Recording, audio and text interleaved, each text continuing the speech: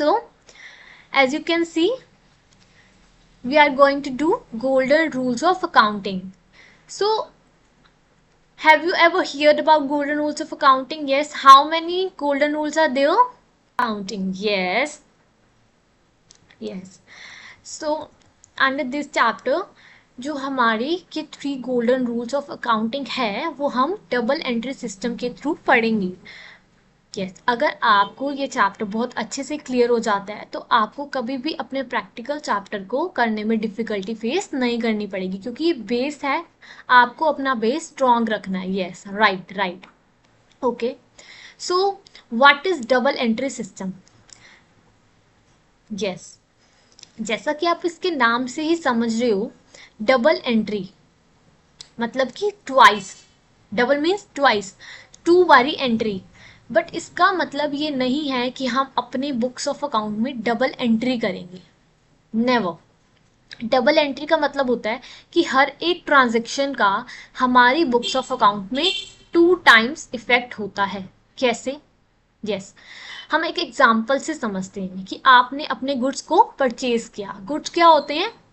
जिसमें आप अपना बिजनेस कर रहे होते हैं, वो प्रोडक्ट. Yes, right. तो जो आपका प्रोडक्ट है, गुड्स हैं, वो आपने परचेज किए कहीं से, होलसेलर से. आप रिटेलिंग कर रहे हैं, आपने क्या किया? होलसेलर से परचेज किए और आगे कस्टमर को सेल की. Yes, right. तो अब आप क्या समझेंगे कि अगर आप अपने गुड्स को परचेज करते हो, ये आपकी एक ट्रांजेक्शन हुई कि आपने अपने बिजनेस में गुड्स को परचेज किया. तो गुड्स के परचेज करने से क्या होता है? आपके जो प्रोडक्ट होता है वो क्या होता है? इंक्रीज हो जाता है. राइट. आपके प्रोडक्ट इंक्रीज होने से आपका स्टॉक बढ़ेगा. जब आपका स्टॉक बढ़ जाएगा तो आपके पास से पैसे चले जाएंगे. आप जब प्रोडक्ट को परचेज करते हैं तो आप उसके बदले होलसेलर को कुछ देते हैं, वो क्या होता है? कैश होता है. तो आपका कैश चला गया, तो आपका यहाँ पे कितनी जगह पे इफेक्ट हुआ? 2 जगह पे. राइट, 2 प्लेसेस में. वन इज स्टॉक, जो कि हमारा क्या हुआ? इंक्रीज हुआ. स्टॉक हमारा हो गया यहाँ पर इंक्रीज. और जो आपका डिक्रीज हुआ वो क्या हो गया? आपकी कैश. करेक्ट, कि हमने पैसे दे दिए और स्टॉक ले लिया. तो आपका हर एक एंट्री का, ट्रांजैक्शन का 2 इफेक्ट हो गए. वन इज एडिशन, जो कि आपका बड़ा है, और नेक्स्ट इज सबट्रैक्शन, जो कि आपका कम हुआ है. Right, great. अगर आप देखेंगे कि कोई भी ट्रांजैक्शन करते हैं तो उसका एक पॉजिटिव इफेक्ट होता है और एक नेगेटिव इफेक्ट होता है. पॉजिटिव क्या? जब आपका इंक्रीज हो रहा है, जो चीज़ आप अपने बिजनेस में लेके आ रहे हो. और नेगेटिव क्या? जो आपका बिजनेस से जा रहा है, यानी कि कैश. अगर आप कुछ परचेज कर रहे हो, अगर आप कुछ सेल कर रहे हो, तो आपके प्रोडक्ट कम होंगे और कैश आएगा, तो वो इंक्रीज हो जाएगा. तो एक पे पॉजिटिव इफेक्ट पड़ता है और एक पे नेगेटिव. राइट. तो अब हम अपनी डेफिनेशन से समझते हैं. तो देखिए, according to this system, every business transaction effects at least 2 accounts in opposite direction. मतलब कि एक पॉजिटिव और एक negative. There can be no transaction in the business which affects one account or which has only one aspect. मतलब कि ऐसी कोई भी ट्रांजेक्शन नहीं होती है आपके अकाउंट में जिसका सिर्फ और सिर्फ एक ही इफेक्ट हो, एक ही एस्पेक्ट हो. राइट, 2 होती है, तभी हम इसको क्या बोलते हैं? Double entry system. As such, both the aspect of every transaction are recorded under this system. इस सिस्टम के अंदर हम दोनों एस्पेक्ट को अपने बुक्स ऑफ अकाउंट में क्या करते हैं? रिकॉर्ड करते हैं. राइट.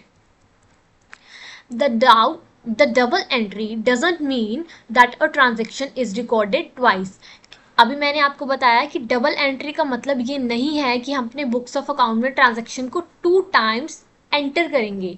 इसका मतलब है कि इसका 2 इफेक्ट्स होंगे. Right, but it means at least 2 accounts are affected by a transaction. इससे 2 अकाउंट्स क्या होंगे? हमारे इफेक्ट होंगे. एग्जाम्पल के थ्रू हमने समझा, एक कैश और एक स्टॉक. जब हम परचेज करते हैं अपने स्टॉक को, स्टॉक इंक्रीज होगा और कैश डिक्रीज होगा, नीचे चला जाएगा.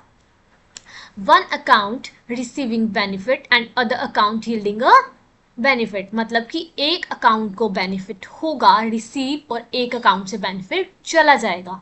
The person or the account receiving benefits is debited and the person or the account who gives something to the business is credited.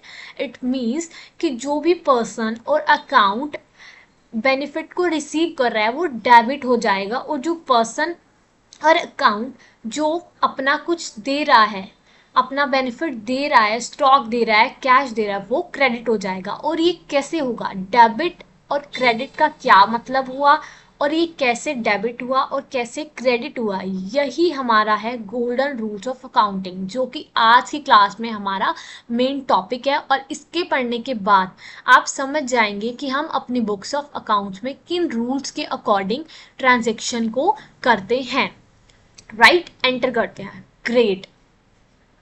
The amount of every transaction is written twice, once as debit and against as credit. कि मतलब कि हम अपनी transaction के amount को दो बारी enter करेंगे, एक बारी डेबिट साइड पे और एक बारी क्रेडिट साइड पे, बट इन डिफरेंट अकाउंट्स, जो कि हमारे दो ऐसे अकाउंट होंगे जो हमारी उस ट्रांजेक्शन से इफेक्ट होंगे. वो दो से ज्यादा भी हो सकते हैं, पर at least to account. Right. I hope you all are understand the meaning of double entry system. Yes, very great. अब आपने एग्जाम्पल देखिए कि आपने फर्नीचर को परचेज किया बिजनेस में, तो यहाँ पर फर्नीचर क्या हुआ आपका? इंक्रीज. राइट, क्या हुआ? इंक्रीज हुआ. करेक्ट. तो इंक्रीज होने के बाद वो क्या हुआ? आपके बढ़ गया, मतलब कि ऐड हो गया. राइट. और उसके बाद आपका कैश जो था वो आपके बिजनेस से चला गया. कैश क्या हो गया? डिक्रीज हो गया.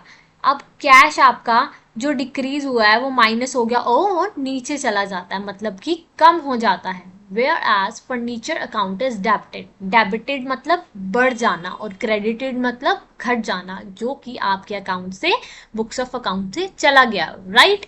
अब इनको हम गोल्डन रूल्स के अकॉर्डिंग देखेंगे, तभी आपको अच्छे से समझ आएगा कि किन रूल्स के अकॉर्डिंग हमने अपने जो फर्नीचर है जो कि हमारे बुक्स ऑफ अकाउंट में आया है, हमारे बिजनेस में आया है, उनको हमने डेबिट किया है, और कैश कैसे कैश को हमने क्रेडिट किया है, मतलब कि नेगेटिव इफेक्ट दिखाकर अपनी बुक्स ऑफ अकाउंट से माइनस कर दिया है. करेक्ट. So let's see. अब आप देखिए कि आपका इस चार्ट के थ्रू आपको शो हो रहा है कि in order to keep a proper record of two aspects of the transaction, accounts में बी क्लासिफाइड एज फॉलोज. कि मतलब कि टू एस्पेक्ट को दिखाने के लिए अपने अकाउंट्स में कैसे हमने अकाउंट्स को डिवाइड कर दिया है टू पार्ट्स में, एक पर्सनल और एक इम्पर्सनल अकाउंट.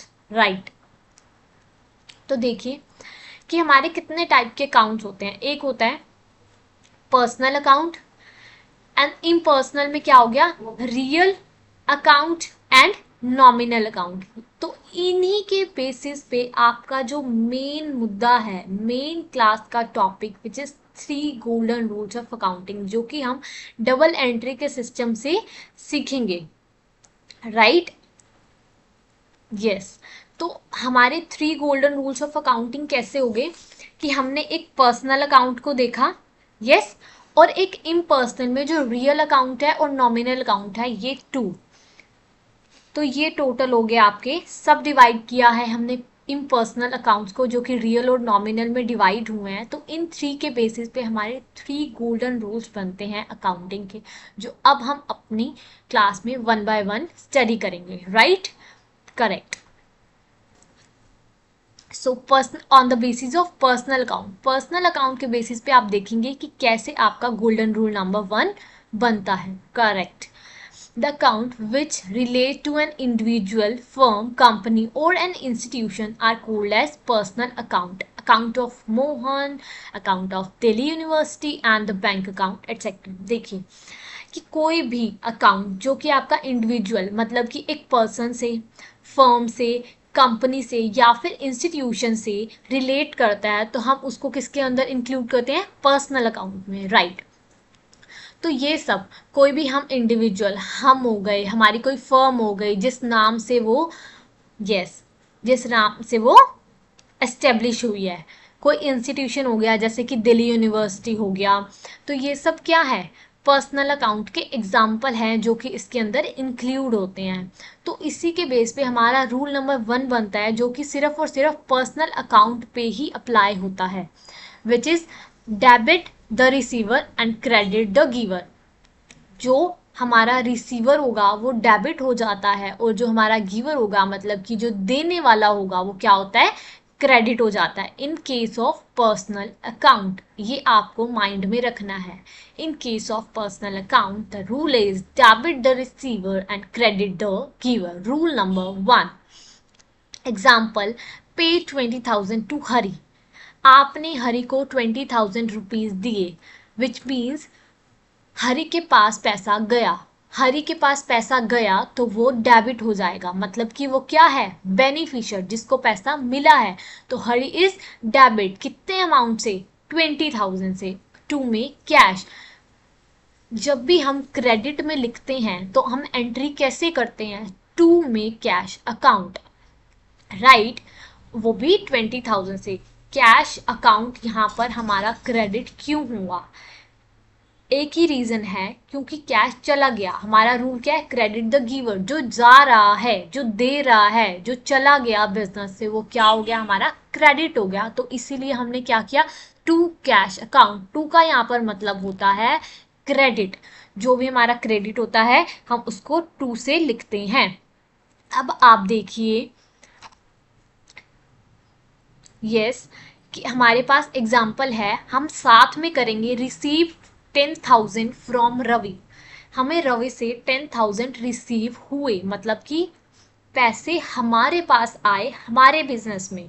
तो कैश क्या होगा, जो डेबिट होता है वो कौन होता है, वो रिसीवर होता है। उसको हम क्या करते हैं, debit, debit the receiver and credit the giver. Receive हुआ है कैश तो वो क्या होगा, डेबिट होगा।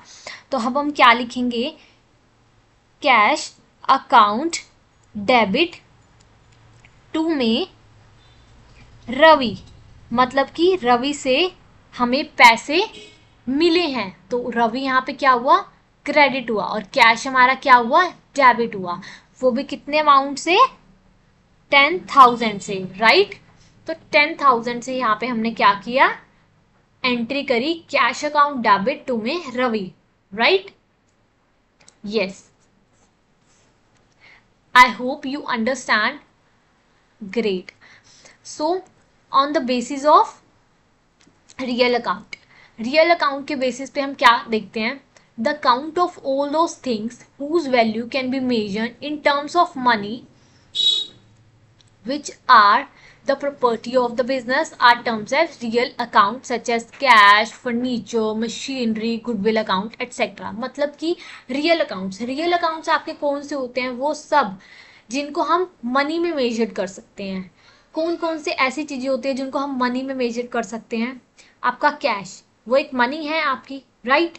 फर्नीचर अकाउंट, क्या हम फर्नीचर को मनी में मेजर कर सकते हैं, हमें पता होता है ना कि हमारा फर्नीचर कितने का लिया था हमने अपने बिजनेस में। मशीनरी, ये मशीनरी हम कितने की लेकर आए थे बिजनेस को चलाने के लिए, हमें पता है, हम इसको क्या कर सकते हैं, मनी में मेजर कर सकते हैं। गुडविल अकाउंट, आपको पता है कि गुडविल हमारी क्या होती है, एक कंपनी की, एक बिजनेस की रेप्यूटेशन, बट हम उसको कैसे कर सकते हैं, मेजर कर सकते हैं, राइट, मनी में मेजर कर सकते हैं, राइट। उनकी गुडविल क्या होती है, उनकी रेप्यूटेशन, उनकी वैल्यू, हमारी एक कंपनी की कितनी वैल्यू है, हमने अपनी कंपनी में कितना कैपिटल लगाया हुआ है, कितना टोटल पैसा लगा रखा है, राइट, करेक्ट। तो इसको हम क्या कर सकते हैं, वैल्यू में मेजर कर सकते हैं। तो इन सबको हम, जिनको भी हम अपनी मनी में मेजर कर सकते हैं, वैल्यू में मेजर कर सकते हैं, उनको हम रियल अकाउंट्स के अंदर इंक्लूड करते हैं। पर्सनल में क्या हो गया, पर्सन और institution, but the real account includes all the things which we can measure in terms of money. Yes, rule number 2, debit what comes in, credit what goes out. इसका क्या मतलब हुआ, ये रूल क्या है, डेबिट वो होगा जो आएगा और क्रेडिट वो होगा जो जाएगा, गोज आउट, जो बिजनेस से बाहर चला जाएगा, राइट। तो एग्जाम्पल के थ्रू देखिए, furniture for ₹10,000 has been purchase for cash, मतलब कि हमने फर्नीचर 10,000 रुपीज़ का कैश में परचेज किया बिजनेस में, तो हमारे पास फर्नीचर आया, तो डेबिट वर्ड कम्स इन, जो अंदर आया वो डेबिट हो जाएगा, मतलब कि फर्नीचर अकाउंट को हम कैसे शो करेंगे, इन डेबिट साइड ₹10,000, और क्रेडिट क्या होगा, व्हाट गोज आउट, कैश चला गया क्योंकि हमने क्या किया, फर्नीचर को परचेज किया। तो टू में कैश अकाउंट, जो भी हम क्रेडिट करते हैं उसको कैसे दिखाते हैं, टू करके, टू कैश अकाउंट, वो भी कितने से होगा हमारा, 10,000 से, राइट। अब नेक्स्ट एग्जाम्पल हम साथ में करेंगे ताकि अच्छे से क्लैरिटी हो जाए। क्या है, मशीनरी परचेज फॉर ₹20,000, कैसे, अब देखिए मशीनरी को आपने क्या किया, परचेज किया, तो आपके बिजनेस में मशीनरी आ गई, राइट। तो आप कैसे करेंगे बताइए, मशीनरी को डेबिट कर देंगे, राइट, और जो चला गया उसे क्या कर देंगे, क्रेडिट, टू में कैश अकाउंट। तो कैसे, मशीनरी को हमने किया डेबिट, टू में कैश, राइट, और कितने से होगा, amount which is 20,000, same amount, correct, very good, yes. So, our third rule, which is on the basis of nominal account. Yes, these accounts include the accounts of all expenses and incomes. For example, salaries paid, rent paid, discount allowed, bad debts, etc. आपने देखा personal account में हमारे person institution आ गई। Second versus impersonal के अंदर हमने क्या किया, रियल और नॉमिनल को इंक्लूड किया था, राइट। तो रियल में हमने क्या करा, सारी की सारी प्रॉपर्टी जिनको हम कैश में मेजर कर सकते हैं, और नॉमिनल के अंदर क्या होगा, वो सारे के सारे एक्सपेंसेस और इनकम जो कि हमारे बिजनेस में होते हैं। कौन से एक्सपेंसेस होते हैं, सैलरी को पे करना, आप अपने एम्प्लॉयज़ को सैलरी दे रहे हो, वो आपका कंपनी का क्या है, एक्सपेंस हो गया।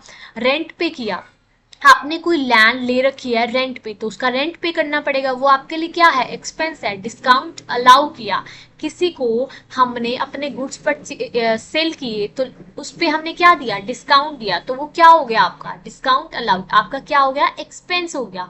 बैड डेट्स मीन्स जहां जिसको हमने अपने कस्टमर को सेल कर रखा है लेकिन वो हमें अभी तक पैसे नहीं दे रहा है, उधार पर दिया था, क्रेडिट पे दिया, लेकिन उसने क्या किया, अभी तक पैसे नहीं दिए, तो वो हमारा क्या है, बैड डेट्स बन गया। तो ये क्या है, आपके एक्सपेंसेस है, सारे के सारे एक्सपेंसेस। और इनकम, इनकम में कमीशन हो सकती है, आपको कहीं से कमीशन आनी हो, ठीक है, तो ये सब क्या हो गए आपके एक्सपेंसेस और इनकम, जो कि आपके नॉमिनल अकाउंट में इंक्लूड होंगे, जिसके बेसिस पे हमारा थर्ड रूल बनता है, golden rules of accounting. In 3 rules के बेसिस पे हम अपने अकाउंट्स में आगे चल के लेजर्स अकाउंट में जो भी अकाउंट प्रिपेयर करेंगे उसमें क्या करेंगे, एंट्रीज करेंगे जो भी हमारी ट्रांजैक्शन होगी बिजनेस में, right. So rule number 3 is debit the expenses and losses, credit all incomes and gains, मतलब कि डेबिट क्या होगा, सारे के सारे एक्सपेंसेस एंड लॉसेस जो भी आपके बिजनेस में हुए हैं, और क्रेडिट सारी की सारी वो इनकम्स और गेन्स जो कि आपको बिजनेस में मिली हैं, राइट, राइट। एग्जाम्पल देखिए, पेड ₹20,000 फॉर सैलरीज, 20,000 दिया आपने सैलरी के लिए, तो सैलरी क्या होगा, सैलरी क्या है आपका, एक्सपेंस है, राइट, तो वो क्या होगा, डेबिट, सैलरी अकाउंट डेबिट, कितने से दिया, 20,000 से, राइट, और 2 में कैश अकाउंट। अब आप देखिए कि आपने बोला कि जितने भी एक्सपेंसेस होंगे वो डेबिट होंगे, सैलरी क्या हो गया हमारा, एक्सपेंस हो गया, तो हमने उसको क्या कर दिया, डेबिट कर दिया 20,000 से। 2 कैश, मतलब कि कैश हमारे बिजनेस से गया है, और कैश कैसा है, एक रियल अकाउंट का एग्जाम्पल है। तो उसका रूल क्या था, क्रेडिट वर्ड गोज आउट, मतलब कि जो भी हम वैल्यू में मेजर कर सकते हैं वो सारे के सारे रियल अकाउंट के एग्जाम्पल होते हैं। तो सेकंड इफेक्ट क्या होगा कि अगर हम अपनी बिजनेस में सैलरी देते हैं एम्प्लॉय को, एक तो सैलरी अकाउंट पे इफेक्ट होएगा और दूसरा किस पे आएगा, कैश पे, कि हमारे बिजनेस से कैश गया है। तो कैश अकाउंट एक कैसा अकाउंट है, यस रियल अकाउंट जिसको हम वैल्यू में मेजर कर सकते हैं, राइट। तो हम वो कौन सा रूल लगाएंगे, अपना गोल्डन रूल नंबर 2, जो कि है debit word comes in credit word goes out. तो 2 में कैश, मतलब कि क्रेडिट वर्ड गोज आउट 20,000 से, राइट, वेरी करेक्ट। अब नेक्स्ट एग्जाम्पल साथ में करेंगे ताकि क्लैरिटी हो।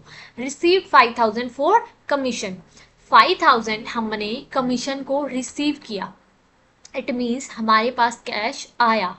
तो कैश क्या है, एक रियल अकाउंट का एग्जाम्पल। गोल्डन रूल नंबर 2, मतलब कि debit word comes in credit word goes out. Comes in क्या होगा, डेबिट। तो हमारे पास क्या आया है, कैश आया है। तो अब हम कैसे लिखेंगे बताओ, राइट, हम लिखेंगे कैश अकाउंट डेबिट कितने से, 5,000 से, राइट। और 2 में कमीशन, राइट, मतलब कि हमें कमीशन मिली है, कमीशन मिली है, हमें मिली है ना, राइट, वेरी करेक्ट। तो आप खुद देखिए जो मैंने आपको बताया है कि हमारे यस 2 इफेक्ट्स होते हैं डबल एंट्री सिस्टम में। तो इसके अंदर अब आप देखिए, मैं आपको एक चीज़ समझाऊंगी जिसको आपको ध्यान से समझना है कि हमारे कैसे अकाउंट्स में 2 टाइप के इफेक्ट होते हैं। अगर हम कोई भी अकाउंट बनाते हैं तो हमारे कैसे एक ट्रांजैक्शन से 2 अकाउंट इफेक्ट होंगे। जैसा कि आपको पता है कि एक ट्रांजैक्शन के 2 इफेक्ट होते हैं। तो अगर हमारा स्टॉक बड़ा है तो वो स्टॉक अकाउंट क्या होगा, हमारा डेबिट साइड में एंट्री होगी, क्योंकि debit word comes in, stock और कैश दोनों रियल अकाउंट के एग्जाम्पल हैं, क्योंकि हम इनको वैल्यू में मेजर कर सकते हैं। तो स्टॉक अकाउंट के अंदर debit word comes in, stock आया है तो स्टॉक अकाउंट के डेबिट साइड पे हम क्या लिखेंगे, 2 में कैश, क्योंकि हमने कैश के बदले स्टॉक लिया है। तो चलिए देखते हैं, अगर हम स्टॉक अकाउंट बनाते हैं अपना, राइट, आपको पता है कोई भी अकाउंट हम किस शेप में बनाते हैं, टी शेप में, राइट। दोनों साइड हमारा पर्टिकुलर और अमाउंट का कॉलम आता है।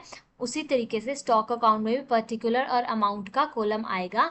और अगर आप देखेंगे कि राइट साइड हमारी कैसी होती है, एक क्रेडिट, और लेफ्ट साइड हमारी हमेशा डेबिट साइड होती है। और हमारे पास डेबिट साइड में क्योंकि स्टॉक आया है, डेबिट वर्ड कम्स इन, तो स्टॉक अकाउंट के डेबिट साइड में हम एंट्री करेंगे 2 में कैश अकाउंट, क्योंकि कैश के बदले आया है। और कितने से एंट्री करेंगे हम, 10,000 से, क्योंकि हमारी बुक्स ऑफ अकाउंट में कितने से एंट्री हुई है, 10,000 का हमने स्टॉक परचेज किया है, राइट। उसी तरीके से अगर हम कैश अकाउंट बनाते हैं तो कैश अकाउंट में भी हम इसी तरीके से एंट्री करेंगे। देखिए कैश अकाउंट अगर हम प्रिपेयर करते हैं तो उसके क्रेडिट साइड में एंट्री होगी, क्यों, क्योंकि कैश हमारे बुक्स ऑफ अकाउंट से चला गया और उसके बदले हमने स्टॉक लिया है। तो दोनों साइड पे पर्टिकुलर्स और अमाउंट का कॉलम आएगा, और राइट साइड क्रेडिट और लेफ्ट साइड हमारी डेबिट साइड होगी। तो बाय में कैश, क्योंकि क्रेडिट साइड में हम हमेशा बाय से एंट्री करते हैं, और 10,000 का हमारा अमाउंट आएगा, राइट। तो आई होप आप समझ गए होंगे कि किस तरीके से हमारा एक ट्रांजेक्शन से 2 अकाउंट इफेक्ट होते हैं, right. So done for today, thank you so much.